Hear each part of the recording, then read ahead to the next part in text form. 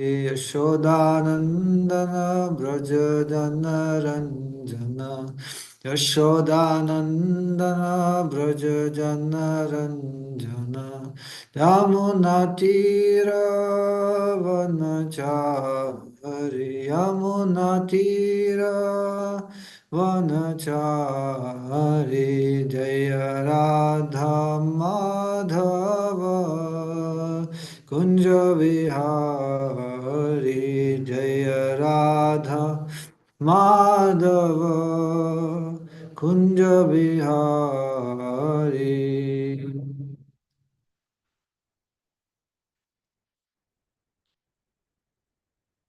ॐ अज्ञानतिमिरन्धस्य ज्ञानञ्जनशलाकया चक्षुरुन्मिलितं येन तस्मै श्रीगुरवे नमः श्रीचैतन्यमनोभीष्टं स्थापितं येन भूतले स्वयं रूपः कदा मह्यं ददाति स्वपदान्तिकम् वन्देऽहं श्रीगुरो श्रीयुतपदकमलं श्रीगुरुन् वैष्णवांश्च श्रीरूपं साग्रजातं सहगना रघुनाथान्वितं तं सजीवं साद्वैतं सावधूतं परिजनसहितं कृष्णचैतन्यदेवं श्रीराधा कृष्णपादान् सहगना ललिता श्रीविशकान्वितंश्च हे कृष्ण करुण सिंधु दीनबंधो जगत्पते गोपेश गोपिका कंत राधा कंत नमोस्तुते तप्त कंचन गौरंगी राधे वृंदावनेश्वरी वृषभानुसुते देवी प्रणमामि हरिप्रिये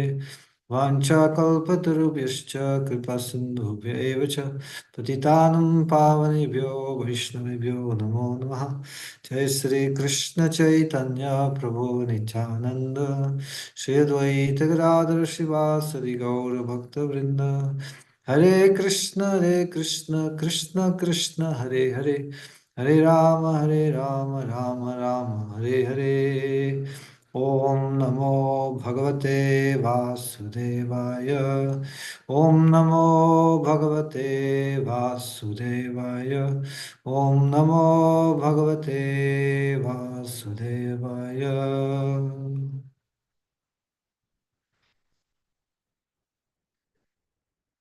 Give me 1 second.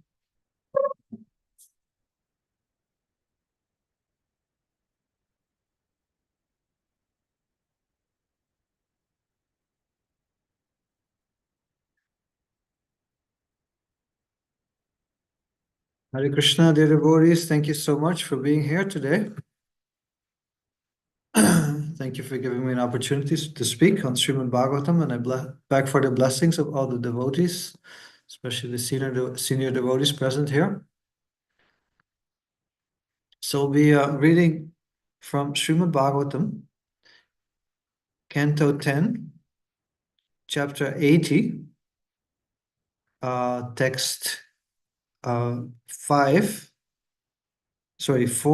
till 9. So I'll just pull up my screen. Actually, it's 4 till 9, yes.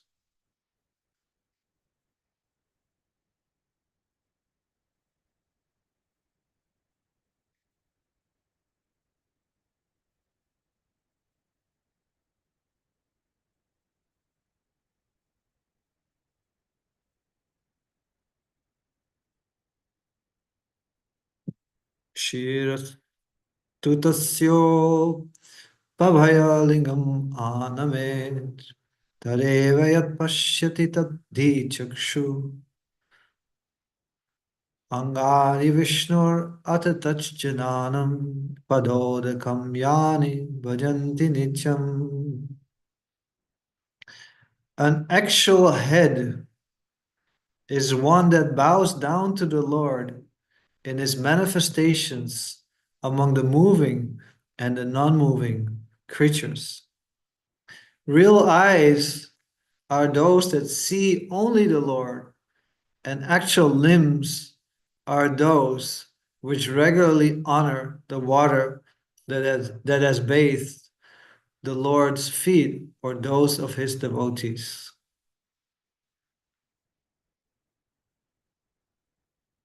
Text 5. Sutavaja Vishnuratena Samprishto Bhagavan Badarayani Vasudeve Bhagavati Nimagna Hridayo Bravit. Sutta Goswami said, this question by King Vishnurata, the powerful sage Badarayani replied, his heart fully absorbed in meditation on the Supreme Personality of Godhead Vasudeva.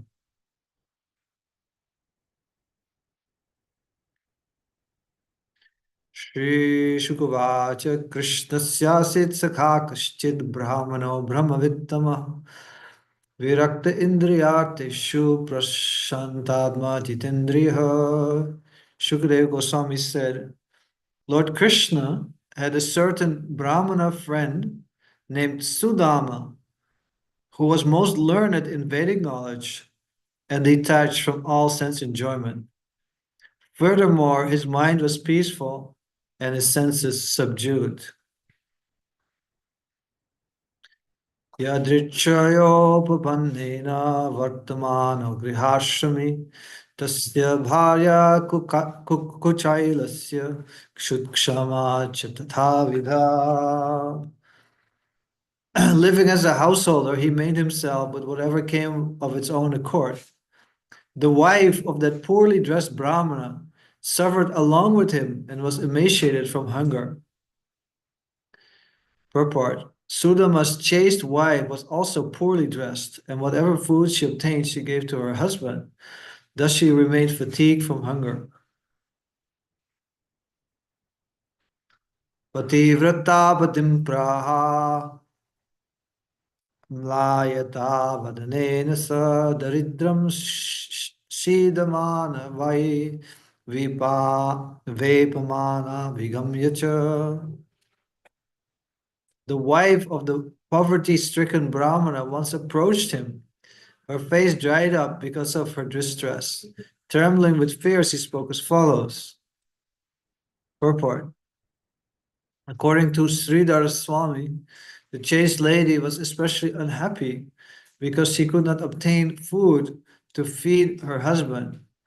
Further, she was fearful to approach her husband because she knew that he did not want to beg for anything other than devotion to the Supreme Lord.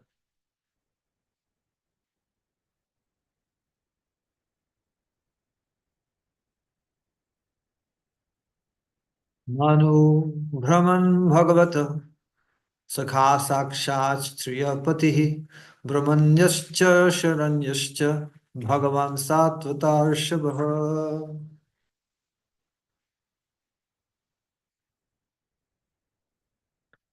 Sudama's wife said, O Brahmana, isn't it true that the husband of the goddess of fortune is the personal friend of your exalted self? The greatest of Yadavas, the Supreme Lord Krishna, is compassionate to Brahmanas and very willing to grant him his shelter.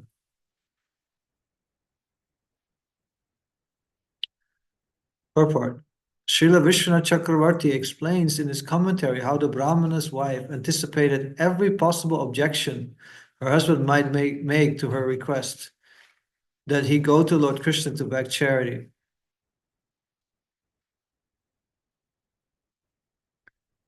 If the Brahmana might say,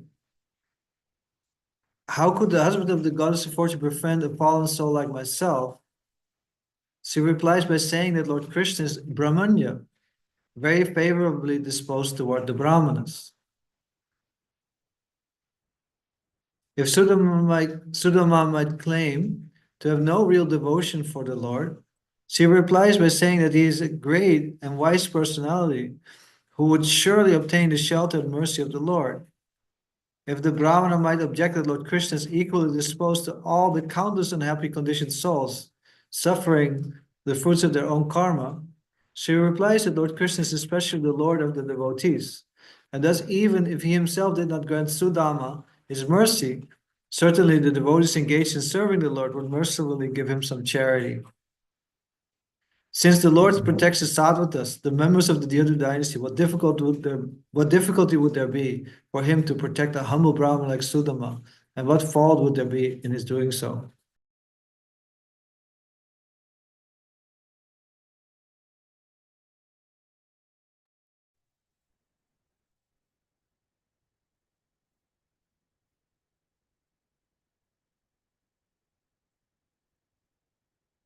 So a lot of verses here, a lot of content.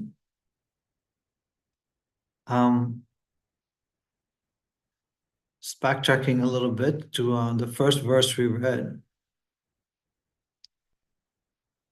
Um, so let's explain. This is the last of a string of verses wherein Parikshit, in the ecstasy of his hearing Srimad Bhagavatam, proclaims to Shukadev Goswami that unless the ears are engaged in hearing about the Lord, unless the tongue is engaged in chanting about the Lord, unless the eyes see the form of the Lord, unless the limbs of the body honor the water that has washed the Lord's feet and the feet of the devotees, the body is useless. And this reminds us of a string of verses from the second canto, in which Shaunaka Rishi also similarly proclaims to Sutta Goswami. And they are the sages, Naimisharanya, is about to hear Srimad Bhagavatam, and they also express their eagerness in this way. Like, what is the use of this body?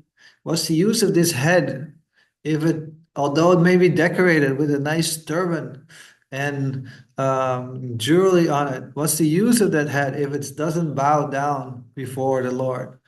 And the eyes, which do not see the form of the Lord, they're just like the eyes of on a peacock feather. And if you look at a peacock feather, it kind of looks like an eye.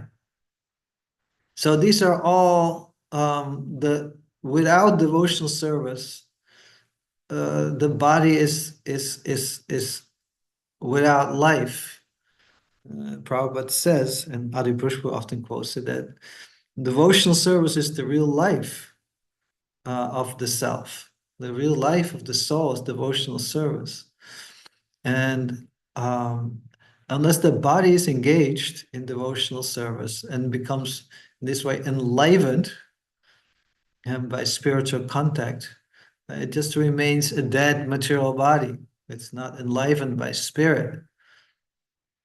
Vishwanath Chakravarti Thakur explains that such a body is like a ghost. Uh, Life has left the body, but some ghost takes possession of it, and it kind of just moves around, but there's no real life in it. It's just some ghost. It's also life, but it's like a very uh, perverted reflection of life. The actual life has left the body, but some ghostly creature is inhabiting the body. So it's like that, that without devotional service, our life is, yeah, quite useless. And we when we do devotional service, we feel that. We feel enlivened when we immerse ourselves, when we engage our senses in the service of the Lord. And we also experience when we um, become a little slack in our devotional service, and we would maybe engage in some material activities, or we're just doing our devotional service, but in a more of a routine fashion, it becomes, um, yeah, we don't feel enlivened. We feel like our spirit dies in a way. So really, these are expressions of enthusiasm. Parikshit is so much relishing hearing about Krishna and his pastimes that he, yeah, he's just feeling so enlivened that that life without devotional service is like death. It's not worth it. So the body without devotional service is the useless dead body. So specifically, he's saying that the actual head is one that bows down to the Lord, is in its manifestation among the moving and non-moving creatures. Ubhaya lingam, it's said here. And the acharyas actually explain here that these two forms, lingam means form, uh, um, is that the Lord has two forms. One is moving and one is non-moving. Anyone has an idea what is the moving form of the Lord and what is the non-moving form of the Lord in this world?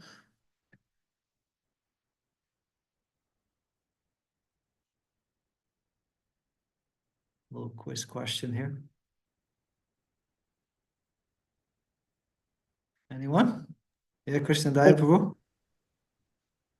Uh, the non-moving form is the deity, and the moving form is the Utsav deities move. Yeah, that's a nice way of saying. But that's still a non-moving form, unless, sometimes that form also moves, like in the case of Sakshi Gopal. Jelly doesn't move. Yeah, of course, we move that form, but that form itself doesn't move. The acharyas say that Krishna has two forms in this world. The non-moving form is the deity, and then there's the moving form is the Vaishnava. And the Vaishnava is also a form of the Lord. So the devotees, the real devotees, they worship Krishna in both these forms. And the neophyte devotee worships only one form, the non-moving form in the temple. But they don't really worship the moving form in the form of the Vaishnavas. But actually, uh, because this is the conception of like, oh, it's just that person is like me. It's like an ordinary being. So why should I worship that? But actually, the Vaishnava is the higher form to worship him. Aradhanam sarvesham Vishnu aradhanam param. Tasmat parataram devi. Tadiyanam samarchanam. That the highest form of worship is the worship of Lord Vishnu. In the Vedas, we find so many deities and so many hymns and so many sacrifices to different deities. But among all of them, the highest form of worship is the worship of Vishnu. But then said even higher than that is the worship of the Vaishnava. And Krishna is more pleased by worship of the Vaishnava than worship of himself. So an actual head is that which bows down to the Lord, to his deity form, and to the Vaishnavas. It's a great way of making spiritual advancement is to bow our head in front of the Vaishnava. I had the good fortune today. I'm here in Sridham Mayapur. So I'm here with His Holiness Jayadvaita Swami. So we went to see Shivaram Swami today. The first time I met him, he's a very great devotee, very empowered follower of Srila Prabhupada. And I was so excited to, because it's hard to see a Vaishnava like that. He's lives a very reclusive life. But I had a way in, going in the footsteps of, following in the footsteps, or tagging along with Jayadvaita Swami. And so I just felt so happy I could just offer my full obeisances, dandavat pranams to this great Vaishnava. And he was very kind, and he gave me his blessings and so on. So these are the actual use of the head. I felt my head was successful today because it was bowing down in front of a great Vaishnava. Uh, and uh, and I could see the Lord, um, and see the Vaishnava. And what a great blessing that we can see devotees. Devotees are so rare. Manushyanam sahasreshu kashchir yatati siddhe. I mean, thousands and thousands and thousands of beings, only one strives for perfection. Human beings, what to speak of other beings. And out of many, many beings human beings strive for perfection, only one knows Krishna in truth. So rare that devotees are so rare. Such a fortune to even be able to see a devotee, or to speak of a great devotee, like a pure devotee. And then actual limbs are those which honor the water that has bathed the Lord's feet, and those of the devotees. Yeah, we have the Charanamrita of the Lord and that of the devotees. there's a very nice verse of the Chaitanya Charitamrita I wanted to recite. भक्त पद धूलि are भक्त पद जल भक्त भुक्त avashesha तीन महाबल. The dust of the feet of a devotee, the water that has washed the feet of a devotee, and the remnants of food left by a devotee are three very powerful substances. Mahabala, they're very powerful.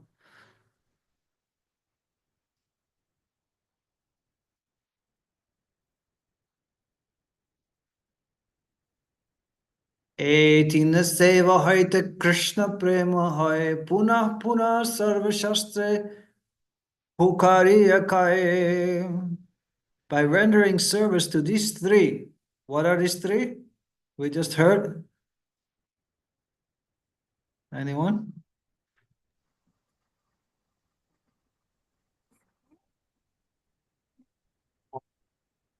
Someone else than Krishna Daya. Because I know Krishna Daya already knows everything.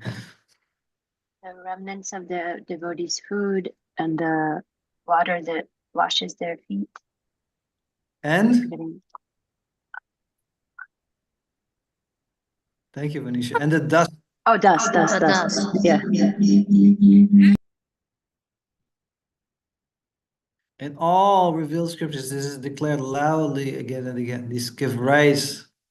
Yes, sorry, I didn't read the whole verse. By rendering service to these three, one attains the supreme goal of ecstatic love for Krishna. Yeah, that's why it's Mahabala. It's extremely powerful. In all revealed scriptures, this is loudly declared again and again.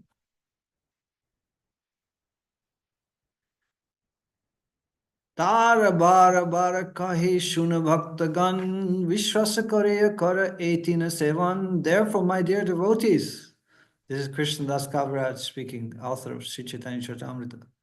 Please hear from me, for I insist again and again, please keep faith in these three and render service to them without hesitation.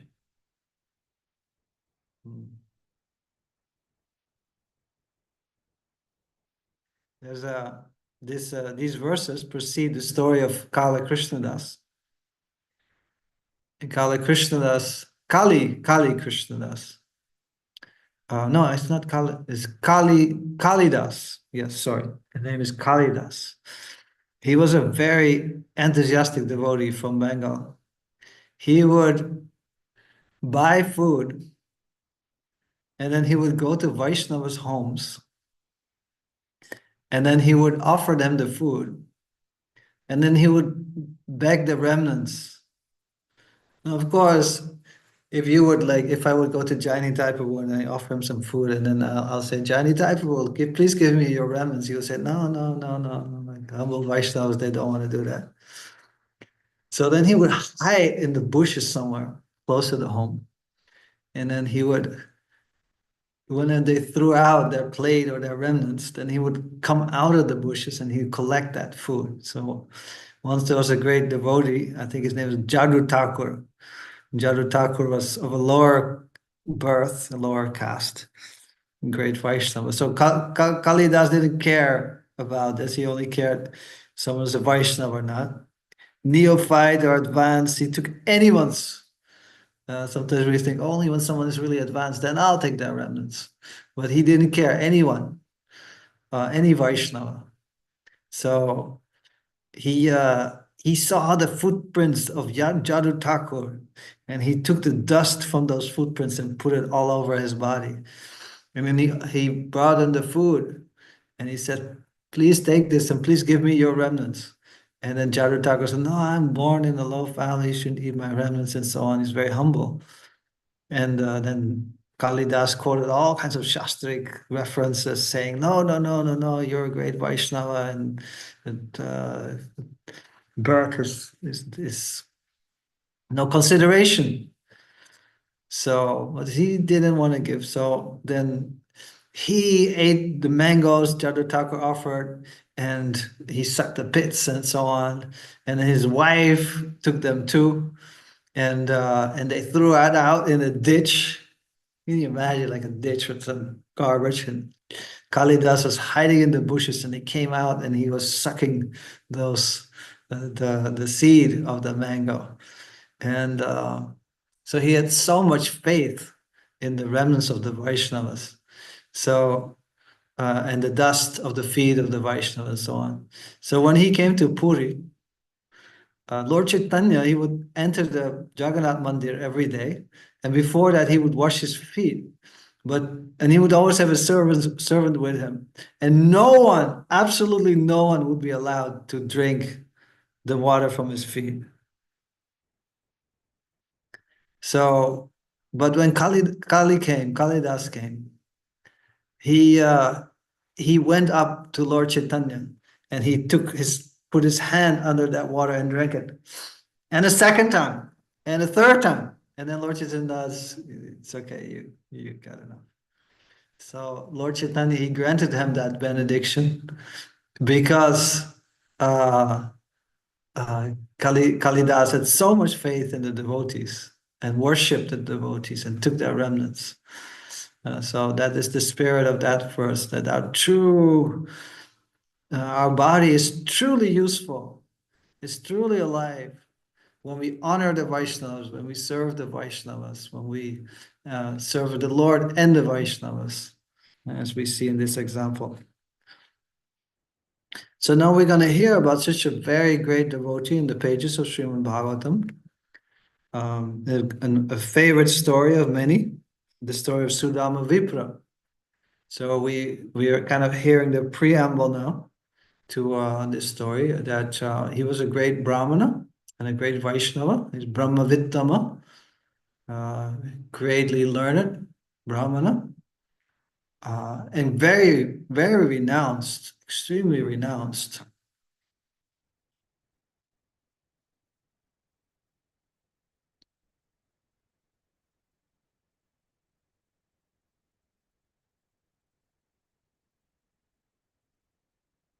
So it's described that,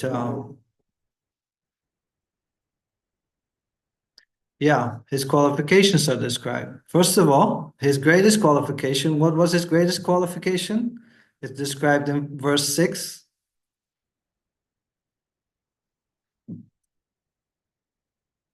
Anyone remembers? Krishnadaya, you can also. What was his greatest qualification of this Brahmana?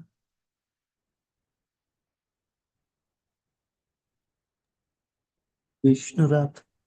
Didn't it first say he's learned? I hear some talking, but I can't. Vishnurata? No, that is Parikshit. We're talking about the Sudama. So his first qualification described, which is an amazing qualification, Krishnasya Sakha. He is the friend of Lord Krishna. How many people can say they are the personal friend of Lord Krishna? What an amazing personality. And he's a Brahmana, and he's Virakta, he's detached from all sense enjoyment. Virakta Indriyartishu, Prasantadma, he was very peaceful, very content within. And Jitendriya, he had completely conquered the senses. Then it says, Yadrichya Upapanena Vartamana. He was Grihashrami. He was a householder, Grihashrami, but he was completely satisfied with whatever would come of its own accord. So he was so self-controlled and so detached and so self-satisfied that he didn't even endeavor for his necessities. He was just, well, okay, whatever comes that I accept. He was so absorbed in his service and in his remembrance of the Lord that he didn't really endeavor for his bodily maintenance.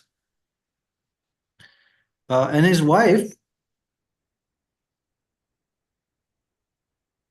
was similarly qualified.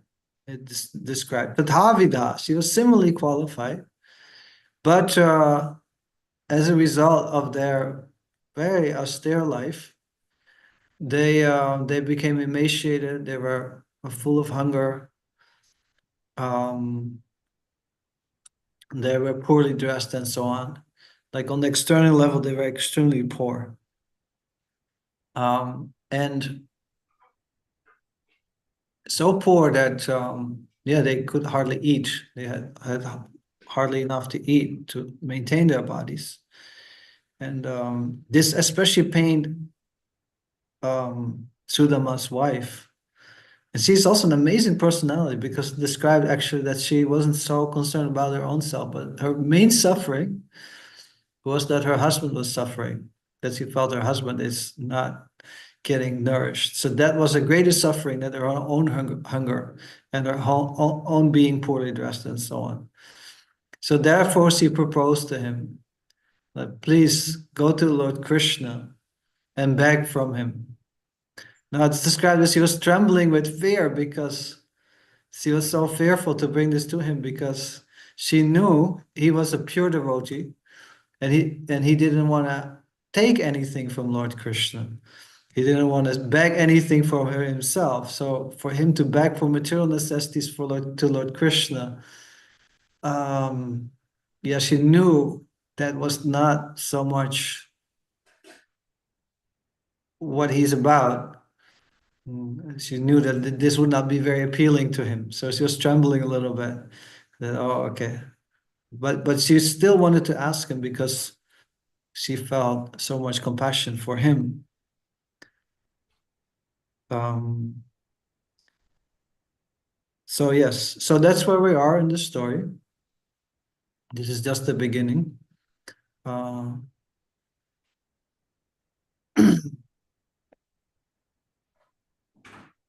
so yes, we have about 10 minutes left.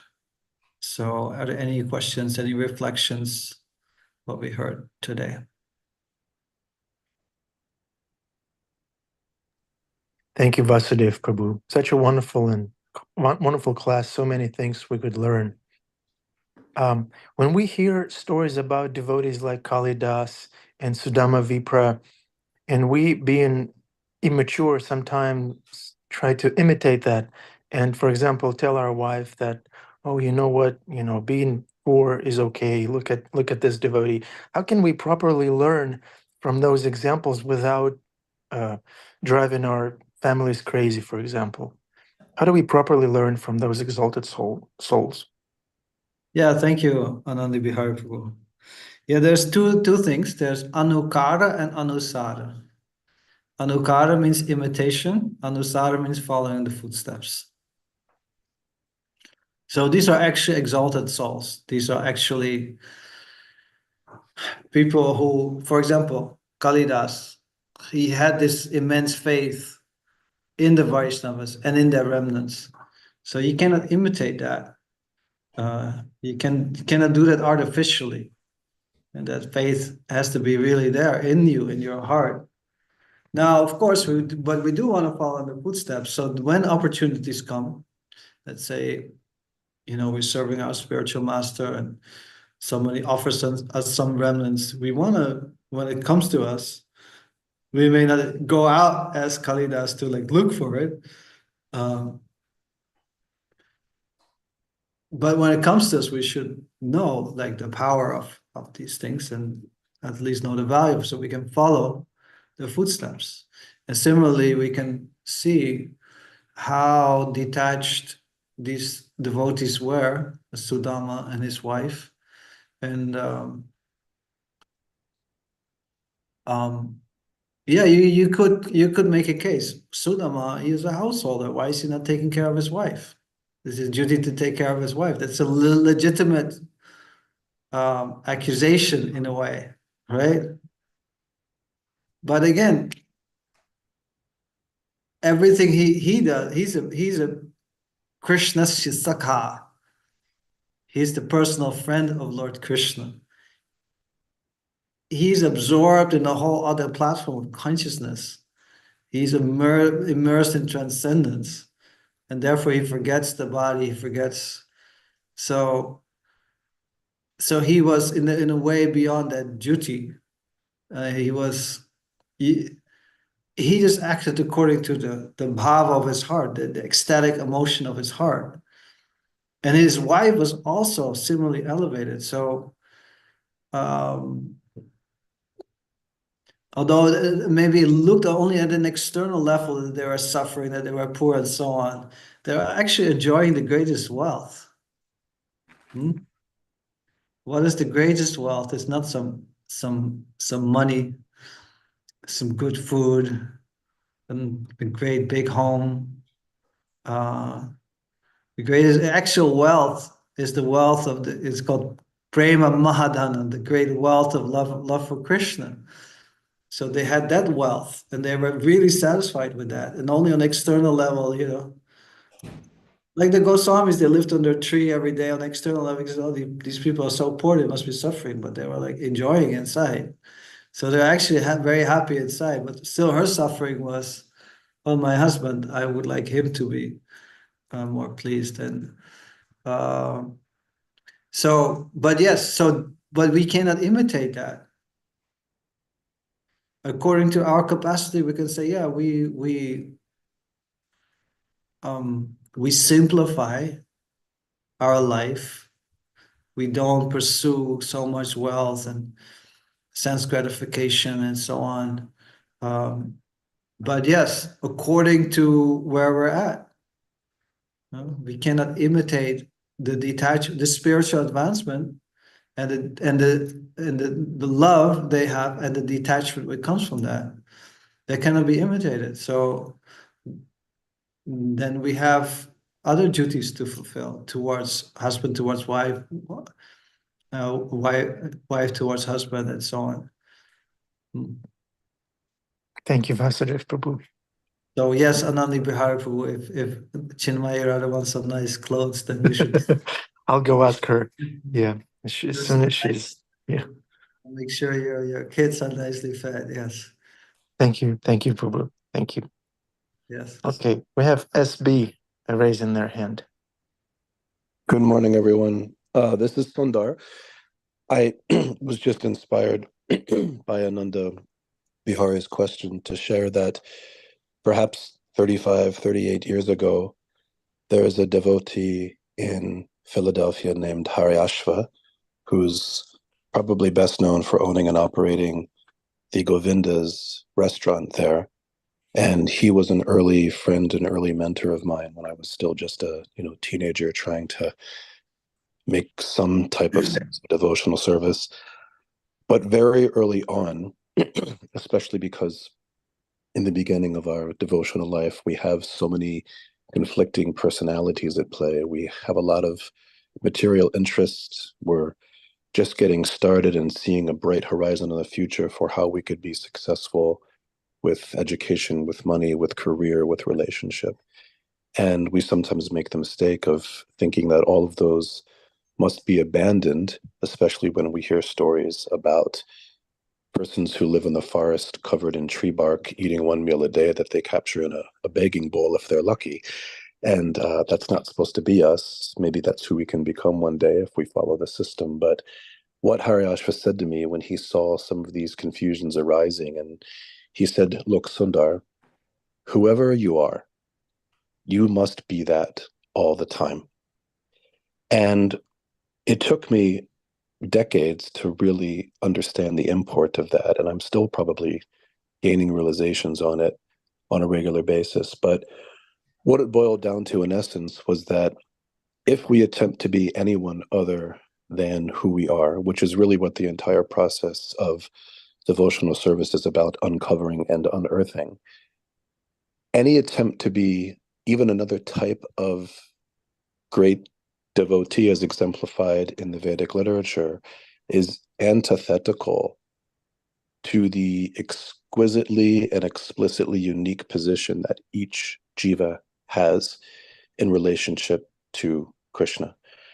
And we would probably hover on the periphery of calling something against that offensive. But if you look carefully at devotional service, everything about devotional service is meant to orient our lives ultimately around Krishna's will and not our own, and how we subsume and apply and engage our will in Krishna's will and eventually become purified of all material desire.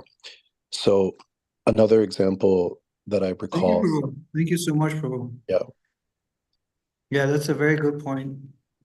That we should always be. Yeah, you cannot. You cannot. Yeah, the same point. We cannot imitate.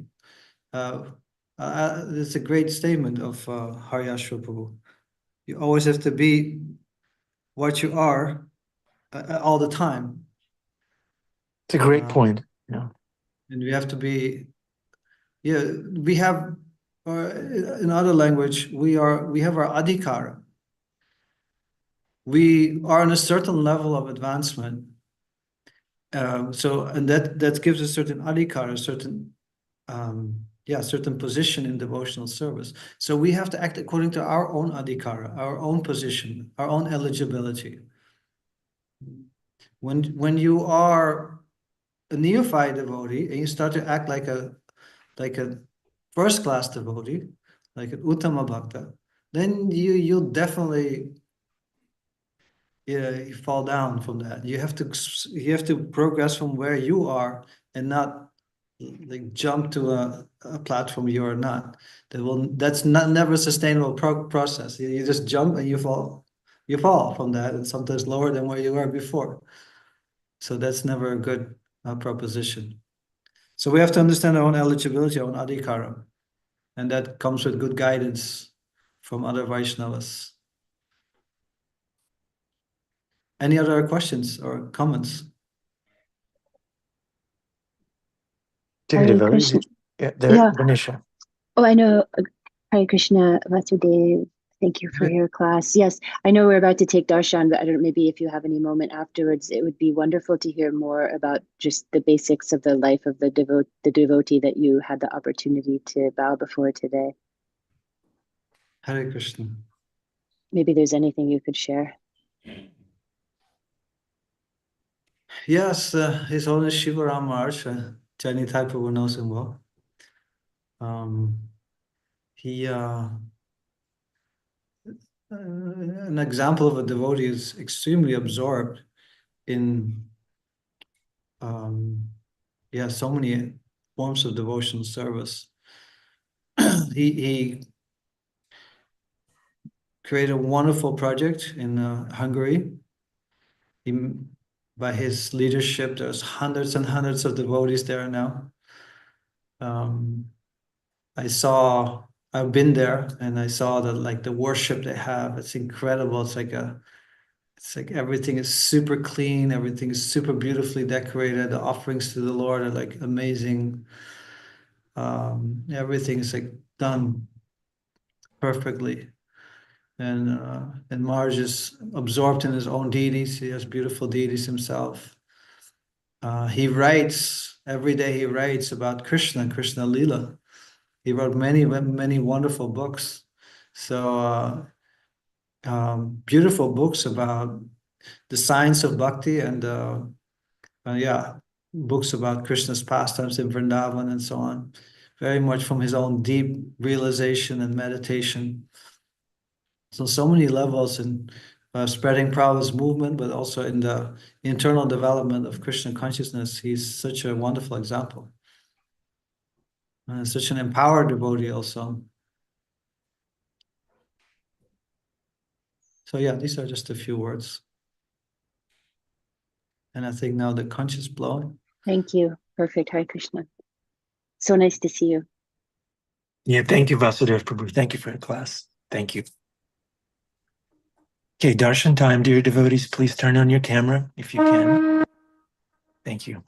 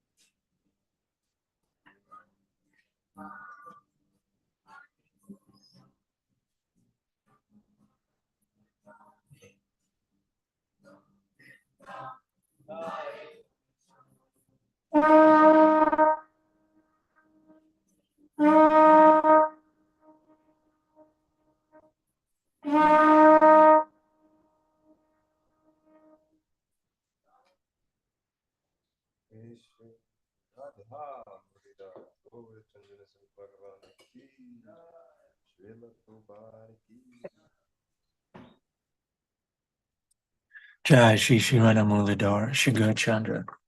Jai. It was so nice seeing Adokshaja Prabhu, Krishnadaya Prabhu's son, in class. It feels so good being in the same classroom with children, right? It's so purifying, such a therapeutic experience. So thank you, dear devotees. Thank you for raising the next generation of the walking deities. Prashant Prabhu is walking, right? He's a walking form of the Lord. We can all worship Prashant Prabhu for a minute. Please don't. And I really want to thank you, Anand Bihari, because I had the same question, but I was hesitant to ask. So I appreciate you asking it in such a diplomatic way, because my way of asking would have been more crude. So thank you. Thank you, Prashant Prabhu. Thank you. Thank you very much. Okay. Shiva Ramaswamy ki jai. Srila Prabhupada ki jai. Srimad Bhagavatam ki jai. And Isaiah Prabhu, if you're ready, please unmute yourself. Where is Isaiah Prabhu? Karen? Yeah. Okay, Annabelle. Thank you, Isaiah. Okay, Hare Krishna. Have a wonderful day, everybody. Haribol.